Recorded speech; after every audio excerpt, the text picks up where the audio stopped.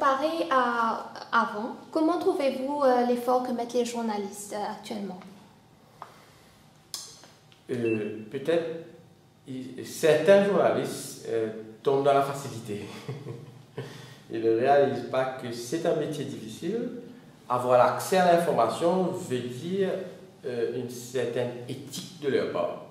Premier, top of the list, je pense que le journaliste doit réaliser, c'est sa discrétion par rapport à ses sources.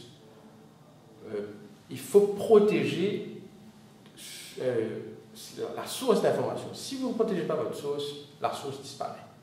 Et si votre source disparaît, vous n'avez pas d'information vous-même. Alors vous ne pouvez pas mettre en péril votre source, vous ne pouvez pas révéler votre source. C'est à vous de voir, ok?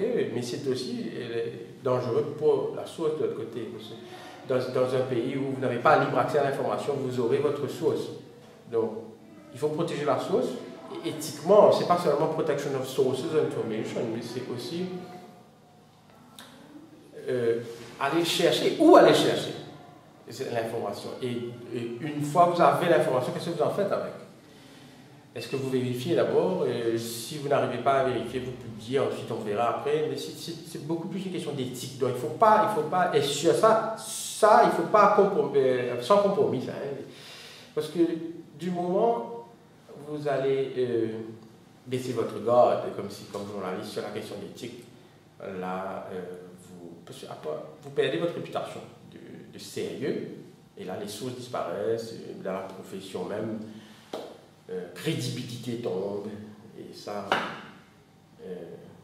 zéro tolérance. La diversité des médias à l'île Maurice existe-t-il vraiment? Oui, on peut voir, je pense, oui, certainement. La presse, deux grandes catégories, on peut voir, peut-être trois grandes catégories. Les people, les mainstream, et les business. Et aussi, bien sûr, la presse internationale que nous voyons ici sur les stands. Mais ces trois grandes catégories-là, je pense, ouais, grande diversité. Hein. Passer des journées entières à lire. Eh bien, ouais. Alors, si on prend chacun des trois à la fois, people, je préfère ne pas m'aventurer, parce que je lis rarement. Mais mainstream, ce qu'on appelle le mainstream press, oui, là, nous avons une diversité d'opinions aussi. Dépendant du problème, c'est plutôt thématique, je pense. Hein. C'est pas journal de gauche, journal de droite, comme nous voyons dans d'autres pays, mais c'est plutôt thématique, dépendant du problème, dépendant du sujet. Et là, oui, nous pouvons avoir une grande diversité. Vous êtes sûr de ça? Parce que je ne pense pas. Pensez-vous pas que c'est un peu politisé des fois? Oui, on ne peut pas empêcher qu'un éditorialiste ait sa propre opinion. Vous ne pouvez pas empêcher. Il écrit ce que lui pense. Le seul juge de ça, c'est le lecteur, son lectorat. Est-ce que ça marche ou est-ce qu'on n'achète pas un journal par réflexe à Maurice? Il achète un quotidien. Le Mauricien achète le citoyen, je ne veux pas dire le titre, hein, je veux dire le citoyen, il achète cet journal par habitude, pas nécessairement parce qu'il épouse l'idée que ce journal-là veut projeter. Mais par rapport à la démocratie? Par rapport à la démocratie, je pense, vous voulez dire critique envers, disons, certaines actions. Le lecteur n'a pas vraiment de bonnes informations vraies. Oui, mais ça c'est le problème de l'accès à l'information. Ça c'est le problème de l'accès à l'information. Ce n'est pas une question d'opinion, editorial opinion. It's more a question of access to information. Si le citoyen n'a pas accès à l'information, comment il va former une opinion indépendante d'un problème? Moi, ça revient toujours au même problème d'accès à l'information. Freedom of information, c'est ça qu'il faut avoir. The more you restrict, the more cases you will have about alleged leaks.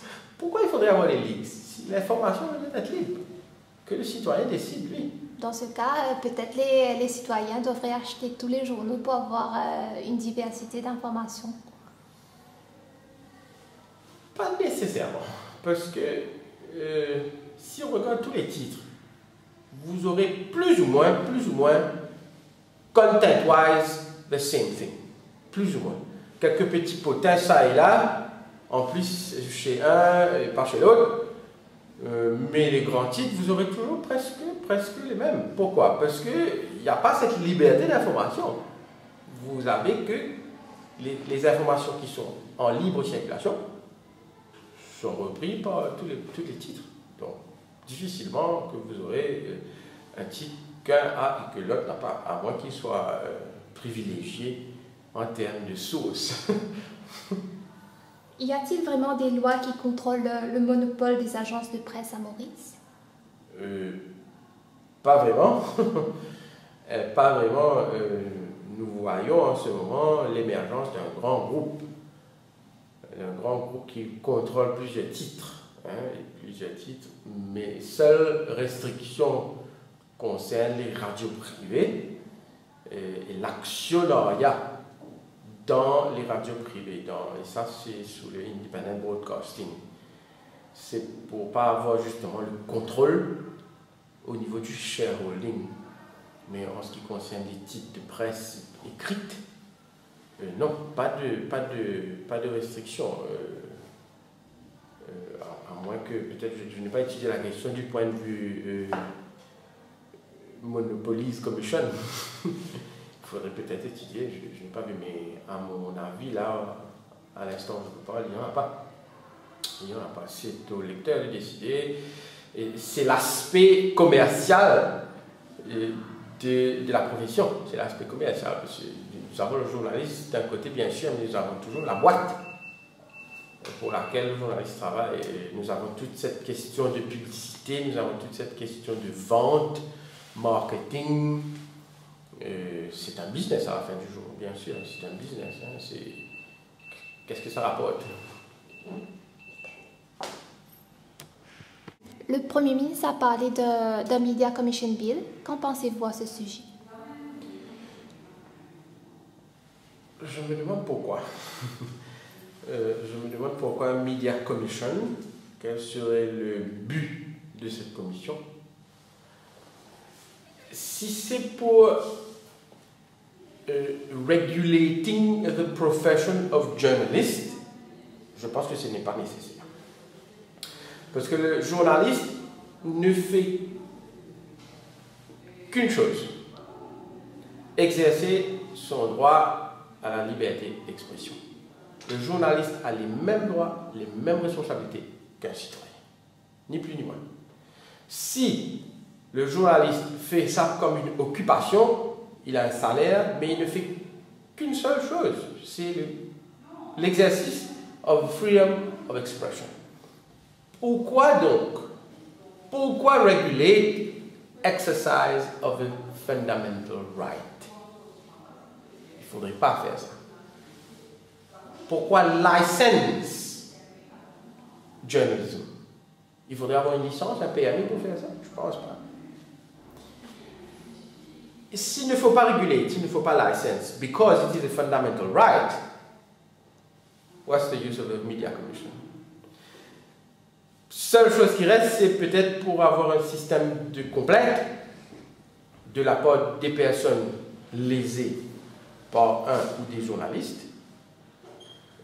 Ces personnes peuvent avoir un recours au Media Commission. Encore une fois, il existe un recours. Le recours devant les tribunaux. Et le tribunal, avec le tribunal actuellement, avec le système actuel, nous avons une perception d'indépendance de la justice.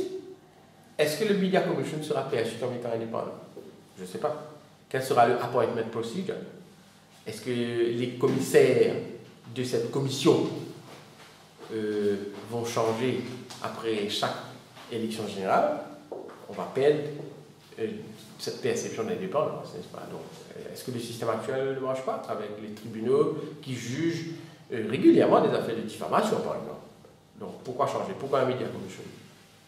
Pour faire peur, encore une fois, chilling effect, Ah non, non, on verra ce que ce projet de loi va apporter parce qu'on ne l'a pas encore vu.